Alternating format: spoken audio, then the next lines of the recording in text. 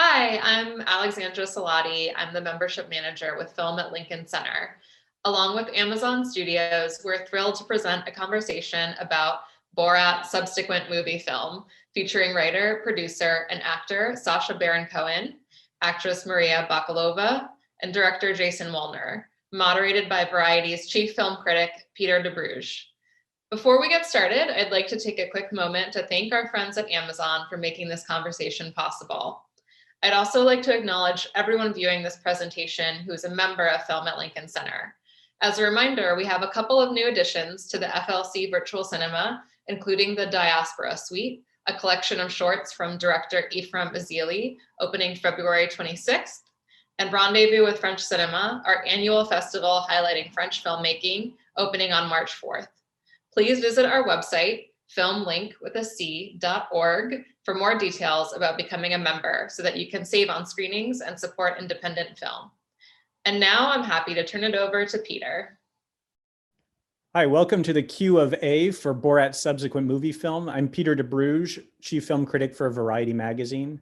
I'm here with Sacha Baron Cohen, who's been nominated for a Golden Globe Best Actor for the film, co-star Maria Bakalova, who not only has a Golden Globe nomination, but is also nominated for a SAG award, and director Jason Woliner, who took over for Larry Charles, who directed the original film. The movie has been nominated for Best Picture Comedy Musical by the Golden Globes. I'm sure there are many more nominations ahead. It's one of my favorite films of the year. And now we're gonna lob some questions to the gang here. Let's start just diving straight into, if you were going to do a Borat sequel, why now and why this approach? Well, I might start that because that preceded Jason. That was definitely a Sacha question. Okay. Well, I think the first Borat probably, it's a really funny film, and that was the aim, but it also revealed a kind of dark underbelly of racism, anti-Semitism, and misogyny. Then under Trump, that those negative values became overt, and I became quite angry. I didn't know what to do about it. And so this was my way of dealing with my anger, really, and revulsion of what was going on. So, those values that were the kind of dark underbelly of society suddenly burst into the open. They were spewed by Trump and regurgitated and spread by social media. I was really scared that, that if Trump got in, America would become a democracy in name only. It would become a bit more like Turkey or Russia. And so, there's not much you can do as an actor, as a comedian. The only thing you can really do is do what you do, So I decided with my co-writers to dust off the gray suit, boof up the hair, and go out there again. Is Borat sort of your secret weapon in this respect? Because, you've been throughout the Trump presidency, inventing new characters. You have the Showtime series, there's ways that you've been sort of poking at these new aspects. But, and I wonder if you ever intended to sort of give Borat another run, or if this moment sort of necessitated this thing that you'd sort of close the door on almost. It was by luck, actually. So Trump got in, I got angry, I created 6 new characters, put them on TV in a show called Who's America. One politician had to resign, another couple claimed that I'd ruined their chances of re-election, but it made a little bit of impact, but it didn't really do much. Then for the midterm elections, Jimmy Kimmel invited me onto his show. He had a sketch planned. In the end, in the last minute, 36 hours before going on the show, I said, what about Borat? Could Borat go door to door? Actually, it wasn't even my idea. I ran out of comic ideas. I called up Chris Rock, and he said, why are you doing that sketch? Don't do that Jimmy Kimmel sketch. Do Borat. It's the midterms. I was like, Borat's impossible. Everyone knows Borat. I can't get it together in 36 hours. I decided to try it. I got the writing team back together. I got the hair and makeup, got the costume, got the lawyer, got the field team. And we arrived the next morning without any material, just going, all right, how do we do this? 6 minutes went on air. And suddenly I realized when I was interacting with Trump supporters that Borat was a great way to get them to really reveal what they felt. That was the reason I'd created Borat in the first place. It was a way for people to say things on camera they never normally would have done. And because Borat was like a more extreme version of Trump, he was more misogynistic, more into white supremacy, more into caging children, possibly a little bit less into paying women for sex. He was able to get these Trump supporters to really reveal themselves. And so did the Kimmel thing. The next morning, I'm in with Dan Swimer and Ant Hines, my collaborators, and we were writing another movie at the time. And I was like, spend half an hour, just let's think about, is there a Borat movie? Because this works. And suddenly there was a reason. We thought, okay, use Borat, the most popular character I have, most popular character I've ever had in America, to get Americans to come in and basically do a little review of the crimes and misdemeanors of Trump and Trumpism over the prior 4 years, and end with a call to vote. High ambitions. Who knows whether it had any impact, but the aim was to motivate people and to infiltrate the inner sanctum of the Trump regime and sort of demonstrate, partly its misogyny and motivate people, particularly women, to go out and head to the polls or not head to the polls. Well, we all see how sort of, close these elections are. And so this is, you are doing something. I think so many people in this country felt motivated on all sides of this, but, to sort of to engage, to sort of build the team then, your collaborators here, Maria and Jason, will you talk about, did you first contact Larry Charles again? Did you know that you wanted to work with someone different? Tell me about sort of pairing with Jason for starters. Yeah, no, Jason was the first person we went to. I felt, we needed a new take. This was 14 years on. I didn't want everyone to be in their late 40s and early 50s. And we knew also, if we were making a movie for the election, we needed young people to come out and vote. Again, this was our high ambition, and just everyone out there who goes, who the hell is he thinking he can influence the election?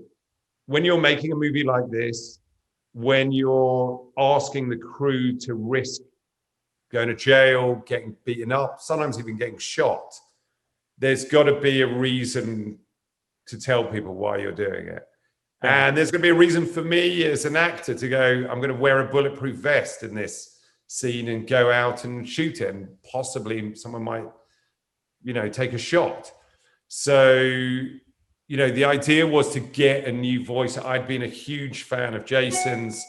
I tried to actually get him to work with me prior to this on Who is America.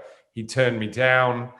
He was the only guy I felt who could do it. He'd done brilliant stuff with Nathan Fielder. For those of you out there who've seen Nathan For You, which I think is it's genius reality comedy stuff, and Nathan's brilliant. And well, Nathan's thing is kind of like the next generation, I think, of something that you've pioneered, Sacha. So it's kind of like looking to, I guess, this. It reinvented what I did. Nathan had reinvented it, and Jason had been instrumental in that. And also, I just loved Last Man on Earth, which Jason was the main director of.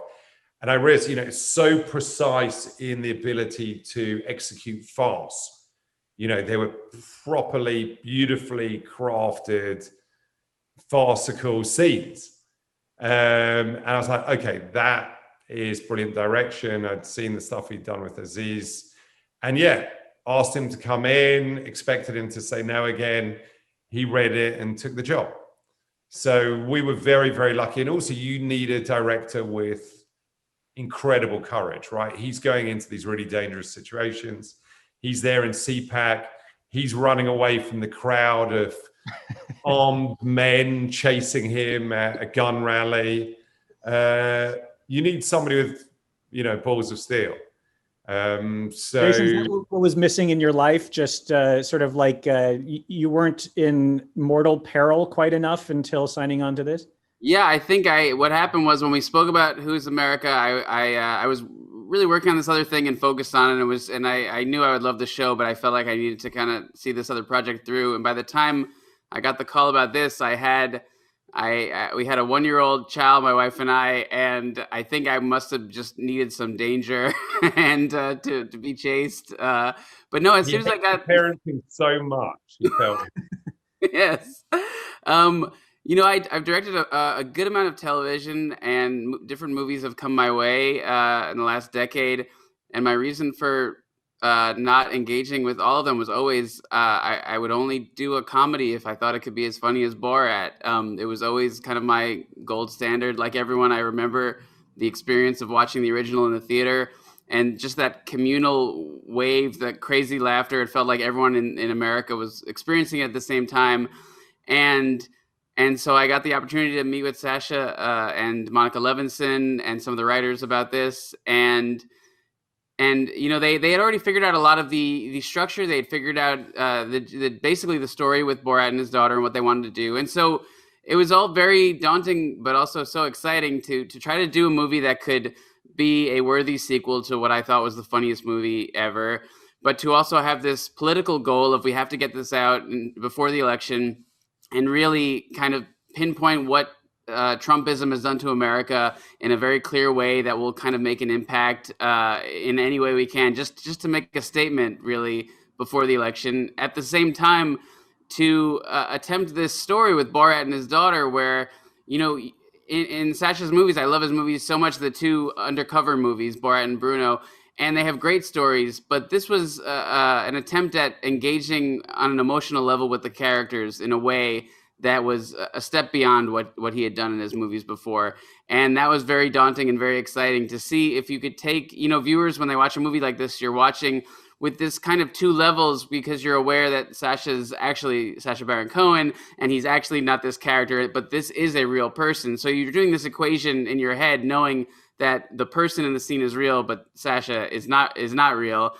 To take that style of filmmaking, which Sacha pioneered, and then alternate that with scenes where you're just watching actors and really trying to get you to follow the story and care about it and invest and watch Tutar's journey as she goes from, this very primitive person living in a barn and watching her come to America and have her eyes open, and then watching her think about her father in a different way and watching her reject him. And at the same time, you're watching Borat grow through this movie in a way that didn't happen with this character in its whole history over the last few decades. So, they had big ambition. And I think that's, besides being a fan, that's what excited me most. I love the script and just the attitude of this will probably fail, but if it works, it could be something really incredible. Maria, did you know what you were getting into? I mean, you must, of course, be familiar too with the original film, but just the nature of what your performance is going to require of you and how much of it is going to have to be kind of just invented in reaction to whatever arises in the moment. If I have to be completely honest, from the very beginning, not very, very beginning, probably when I was close to getting the part, I had a call from Sacha, Jason, and Monica Levinson, the producer, that is going to be something quite dangerous, probably, and we're going to do some improv scenes with real people. So I was aware that it's going to be different than the usual movie, where you're going to have only one shot, and you're either going to get the moment or you will never get it. So you cannot have a second take or a third take or something like that. I was familiar who is Sacha because by the time when the audition came, he had Who is America and The Spy. And of course I was upset how great of an actor he is, but I wasn't watched Borat until I got the job. And which was probably even scarier because when they already chose me, I was like, oh my God, he is genius and he is here. He's at the sky. Am I gonna be able to to stand right next to him. Am I gonna fail with this movie? But he guided me. Sasha, thank you. He was my mentor and teacher, and Jason directed me from the very first audition by showing me which moment is more important, where should be the emotional part, which things should be full with heart, if that's the way it's said. And that's how everything started. How did you guys settle on Maria? I mean, what type of actors were you looking at? We looked at From everyone. specific countries, or like with We looked at everyone. We looked at every comedy actor in America within that, who could play, who could play 14 years old to, she's playing a 15-year-old girl, so it had to be. So thinking they would do like an accent or like. Yeah. By the way, we had people who were doing accents. We had people who were comedy actors in America who could speak a second language. With some people who were speaking in Armenian. We had, and by the way, we flew around the world to find our tutor. We flew to Canada. We went around the world. We actually decided that we weren't going to make the movie until we found tutor. We knew it was going to be so hard. Yeah. So, we literally auditioned hundreds of young women. And I think she's one of a kind. The courage you need, her emotionality, her believability. These are scenes where you need to be convincing as an actor, not just in that 3-minute scene, but it could be 6 hours, that scene, and you can't slip up. So you have to completely inhabit the character. And also, I mean, you see the journey her character goes on from this, as Jason was saying, this primitive, almost semi-animalistic human to this conspiracy theory right-wing One American News journalist who's looks and acts in a way that is convincing enough that she actually convinced the lead Washington reporter of OAN, One American News, to bring her into the White House on the day that the president was there. So that's what a brilliant actress she is. She infiltrated Trump's inner circle. She was in a room in Las Vegas with the former president, separately in another room with the president's son, and obviously going with Giuliani. And just completely believable, hilarious, emotional, brilliant improviser, incredibly brave. Yeah. There was I have to say that there's something that this film and what you're doing, and the fact that you're doing it now with world leaders and people who are in their circle, as opposed to kind of random people, or say Pamela Anderson or something. But, you combine the achievement of the film and what happened at the Capitol last month, and there's something really upsetting about how easy it is to kind of penetrate what we thought were the layers of defense, kind of, whether it's to protect from comedy or from insurrection or what have you. But the movie relies on that, and there seem to have been maybe some stunts you had that you couldn't have pulled off or what have you. But I mean, talk just a little bit about how porous or vulnerable that that kind of barrier that we think is protecting these figures from that would be. Well, we were helped by the fact that Trump and Trumpism shows a blatant disregard for expertise. Yes, so under Obama, I doubt we could have got infiltrated a speech made by the vice president. So the vice president has exactly the same level of security service as the president. Mm-hmm. So, we knew it was going to be extremely hard, but we knew that the Secret Service under Trump was not what it used to be under Obama. And, we worked very hard to, thing like that is you've got the scene that you want to appear on the movie. Then you have the how do I get in and actually perform the scene? Then how do I get out without being arrested by the 15 or so Secret Service, Capitol Police, and local security who escorted me out and questioned me afterwards? So, we were aided by the fact that Trump had dismantled a lot of that White House infrastructure that was there to support the president and the people around him. And he brought in these non-experts like Giuliani. Mm-hmm. And also we appealed to his ego. I mean, the reason she could get in with Giuliani was we were making a documentary about how Trump's early action and, wise action on coronavirus had saved 2 million lives, right? The fact that people around Trump could participate in a documentary that was clearly a vicious lie, when the reality is that his willful incompetence had led to the needless death of hundreds of thousands of Americans, was a way to get in for us. We knew that they were so desperate to propagate these false lies that if we were a company who was going to help them make it, we'd be able to get in. And Maria, that scene we're talking about, the Giuliani scene, it really is, the thing in this film that rides entirely on what you are doing. So much of the other things are kind of done with Sacha there, or maybe with more of a crew. I mean, would you just talk about the stakes of that must have been overwhelming, that you have to sort of pull this off solo. Yeah, it is. It was overwhelming.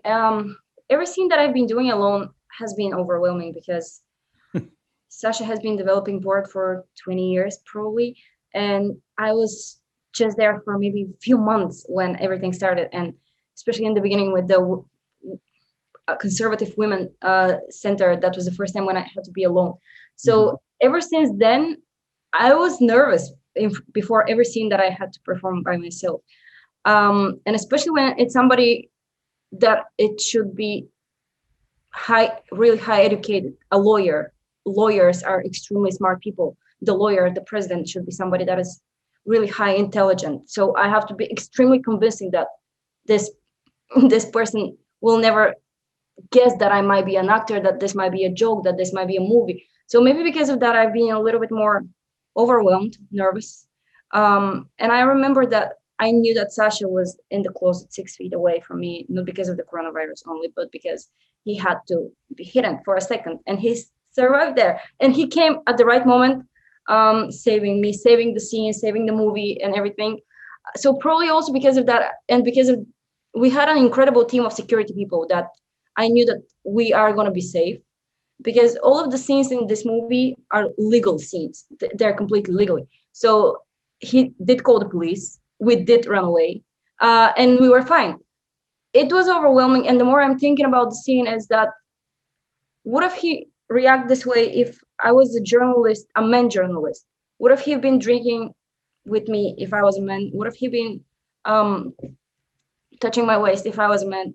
What if he been laying on the bed or taking off his microphone in the bedroom if I was a man? And I'm guessing myself and asking, probably that's one of the questions that the movie is targeting.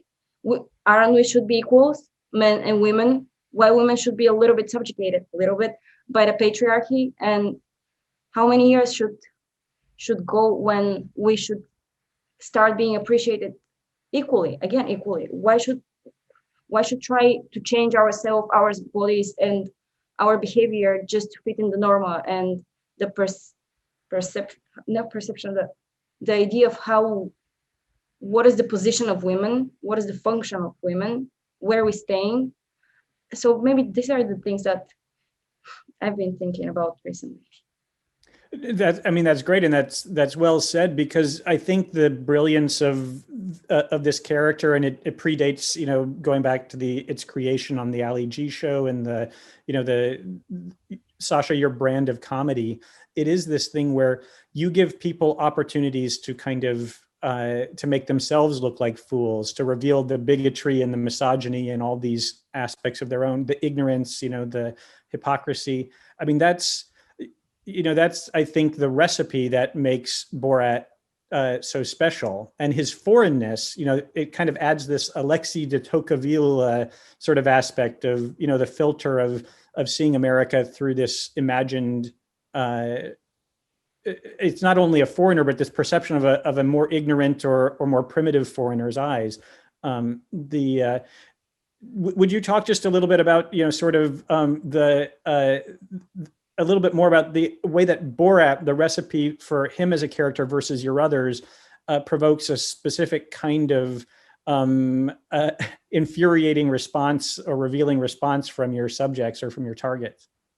So yes, Borat, because he's so naive, lovable and extreme, he allows people to really expose themselves, also for good and for bad. So, the real people in the first Borat often appalled us, but some of the real people, I'd say, in this Borat actually inspire us.